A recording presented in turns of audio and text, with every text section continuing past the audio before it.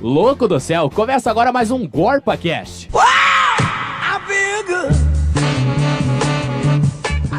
Olá, olá pessoal, começa agora mais um GorpaCast da Editoria de Política. Eu sou Mayara Maier. Olá, eu sou o Lucas Hert. Olá, eu sou a Dayara Souza. Então, pessoal, como nós gravamos nossos GorpaCasts nas quintas-feiras, nós não iremos falar sobre as eleições de ontem, domingo, dia 7.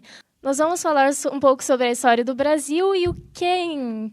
Sobre a história do Brasil, Lucas? É sobre os presidentes que nortearam a história do Brasil, a história política do Brasil e todo esse contexto aí, desde a República, o início da República até os dias atuais. E como essa semana nós não teremos aula, na próxima segunda terá uma continuação sobre essa mesma história. E no dia 22, próxima segunda, nós voltaremos falando sobre as eleições do primeiro turno. E se acaso for para o segundo turno, nós falaremos também do que esperar para o segundo turno. Mas enfim, vamos voltar ao tempo. Então vamos lá. Vamos voltar ao tempo, é bem isso mesmo. Vamos voltar para o dia 15 de novembro de 1889? Isso mesmo. O que aconteceu nesse dia, gente? A Proclamação da República. Proclamação da República, né, gente?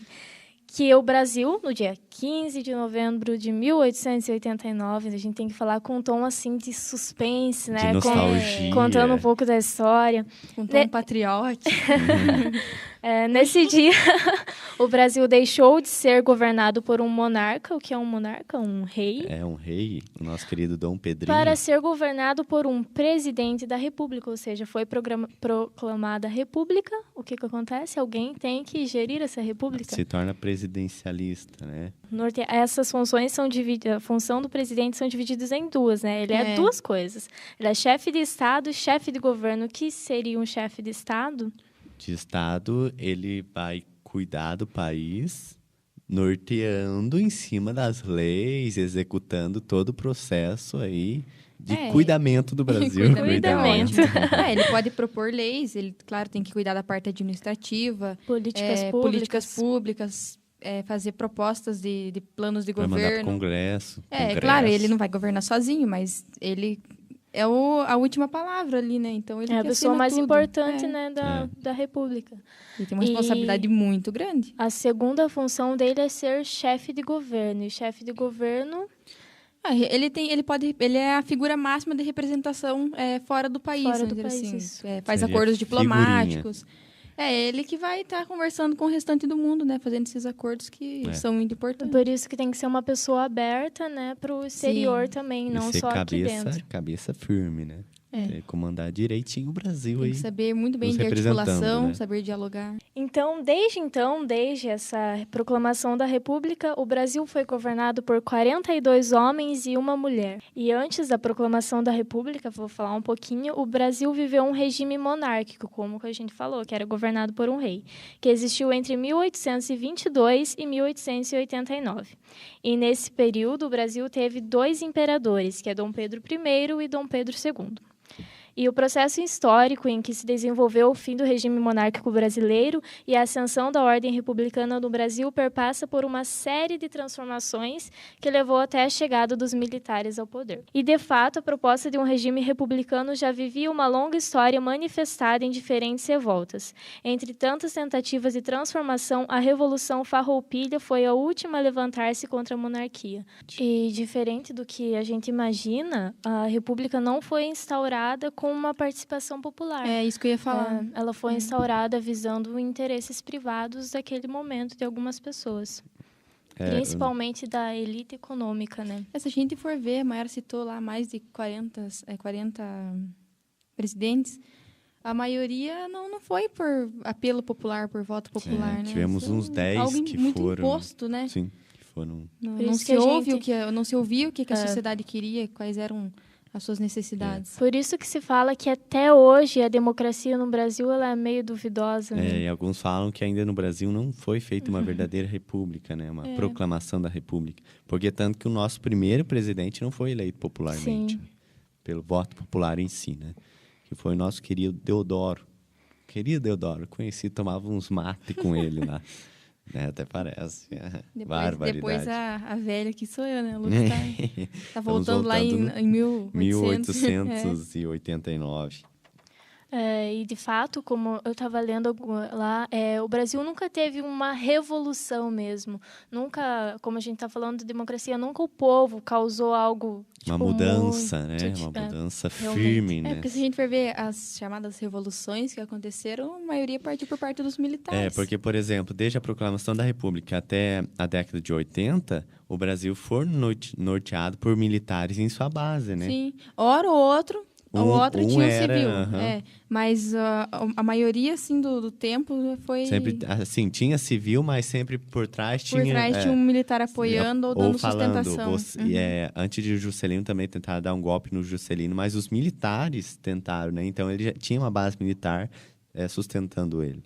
Então, vamos falar agora dos presidentes do Brasil na Primeira República, que ocorreu entre 1889, com a proclamação, até 1930. Essa Primeira República, ela também é conhecida como República Velha, não sei se vocês lembram. Ou da Espada também. Eu acho que isso é uma das coisas que eu mais lembro do ensino mesmo, de história. E essa constituiu a primeira fase de organização republicana nacional. Uma organização bem desorganizada, né? Bem desorganizada. Realmente. E aí, pela liderança do poder do Estado, alteraram-se confrontos e alianças entre a oligarquia rural e os militares das Forças Armadas nesse período. E que tal o cafezinho com leitinho, café com leite. Café com leite. Aí Vai essa troca... Leite, café com lá leite. em 1930, né? E o primeiro presidente do Brasil nesse período foi o Deodoro da Fonseca, que ficou de 1889 até 1891. Que daí ele ali não foi eleito popularmente, foi, né, escolhido pelos revolucionários ali da proclamação da República, né? Ele liderou o governo provisório que organizou a nova... Organizou não, né? Aí tem uma desorganização da República, preparando as leis principais do país, ou seja... desenvolvendo a Constituição que antes era monárquica. Algo que sustentasse ele ali durante um tempinho, né? Só que daí não foi bem assim, né? Só houve, né, uma estabilidade política até vir Floriano Peixoto, né, em 1891. 91, que ficou até 1894. Ele sucedeu o Deodoro da Fonseca, que se demitiu do cargo, né? Deodoro da Fonseca, ele arruma a Constituição ali na época para ficar mais tempo, só que ele desiste do cargo, né? Daí, Floriano assume o primeiro vice que toma posse no Brasil, Floriano Peixoto, que mais para frente nós vamos falar também, que dos 8 vice-presidentes que tomaram posse no Brasil... 8 vice-presidentes já tomaram posse no Brasil. E o Floriano Peixoto foi o primeiro. Ele também não foi eleito, mas ajudou a estabilizar um pouco o país, que estava em um estado caótico depois da Revolução. Né? Aí vem o Prudente de Moraes, que ficou de 1894 a 1898. E esse período do Prudente de Moraes também ficou conhecido como República da Espada. Segundo historiadores, Prudente era prudente mesmo. Era prudente? Foi o primeiro presidente civil, eleito pelo povo. Pelo menos algum presidente foi prudente. Algum, né? Deus, até mesmo o sobrenome, né? No sobrenome. E também foi o primeiro que não era militar. É isso que a gente acabou de falar, que ele era civil. Ele diminuiu o poder do exército no governo e sempre que podia usava a diplomacia em vez de guerra para resolver os conflitos. Ele era muito prudente. Então ele era bem prudente nesse sentido. Aí depois dele veio Campos Salles em 1898 e ficou até 1902. O principal foco dele era realmente a estabilidade em si. Prudente veio caminhando, né, com uns passinhos lentos para ser prudente. O prudente veio prudente. Daí já o Moraes, né? Campos Salles, perdão. Ele negociou com os bancos ingleses para mudar o pagamento de grandes dívidas externas que o Brasil tinha, né? Naquela época já o Brasil sempre, né? Já fazia seus acordinhos ali de dívida. Tentava tirar o nome do Brasil da SPC. E daí não dava muito certo. SPC Mundial.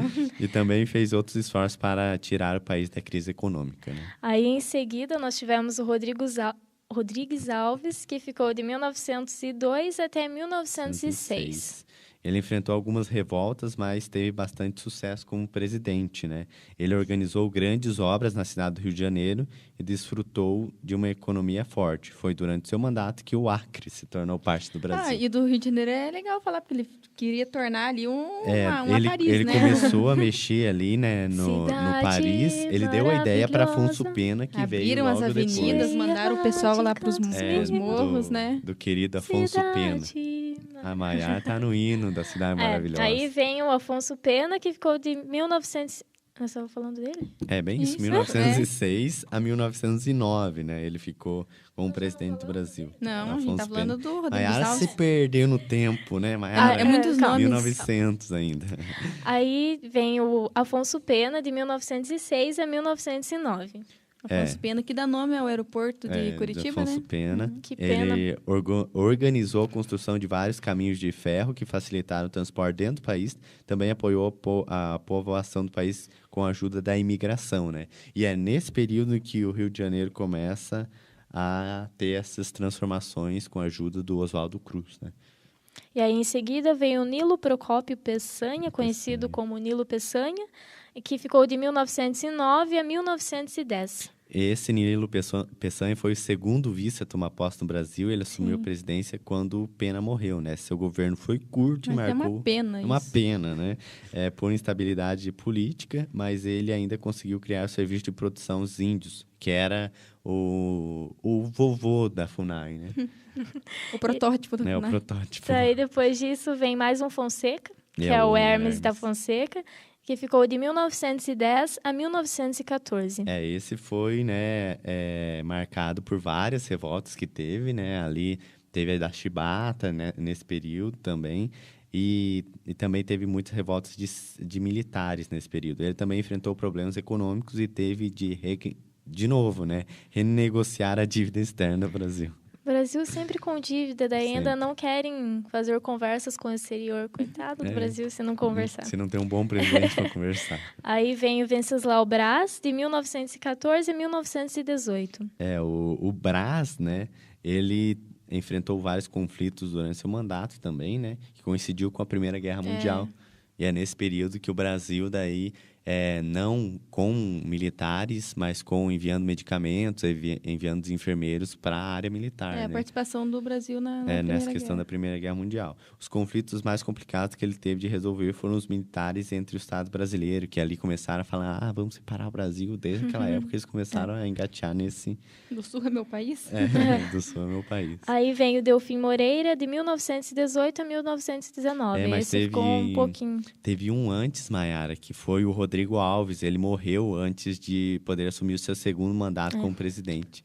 Ele foi pro caixão. Ele não chegou a ser presidente, né? Igual então... na história, né? Depois nós vamos comentar que teve um... Então fica meio apagadinho aí. Daí o Delfim Moreira, como a Maiara falou também, ele assumiu o cargo de presidente apenas temporariamente até se resolverem novas eleições, mas ele ainda conseguiu realizar algumas reformas do Código Civil Penal. Aí temos o Epitácio Pessoa, de 1919 a 1922. Foi o único presidente que ganhou uma eleição quando nem estava no país, né? Ele estava fora quando as eleições para presidente. Brasil, né, gente? Brasil. Ele estava lá na França participando do Tratado de Versalhes, né? Que terminou com a Primeira Guerra Mundial. E o Epitácio também melhorou a situação do povo no Nordeste, que sofria com a falta da água. Aí temos Arthur Bernardes, de 1922 a 1926. O Arthurzinho, né? Foi marcado por uma guerra civil entre Rio Grande do Sul e revoltas militares. Foi também durante seu governo que o Brasil saiu da Liga das Nações, antecessor, o vovô da ONU, né? Protótipo da ONU. Aí temos Washington Luiz, 1926 a 1930. O antecessor de Getúlio Vargas, né? Na verdade, o antecessor de Júlio Prestes, que não conseguiu assumir. O Washington construiu várias estradas que facilitaram a circulação dentro do país. Seu mandato começou bem, mas acabou com uma revolução, né? Daí teve ali a eleição de 30, né? Que daí... Aí temos o Júlio Prestes. Que daí acabou com a Café com Leite. Aí nós damos um corte aqui. Voltamos na próxima semana, né?